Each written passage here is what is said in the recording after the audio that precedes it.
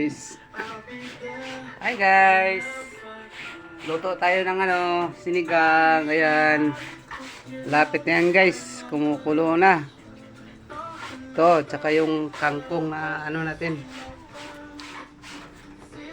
So guys, ilulunod na natin yung kangkong kasi parang lata-lata na yung lata-lata na yung tawag niya to, yung talong. Kaya lunod na natin tong kangkong. So peryamin itong sinigang guys, sinigang na baboy.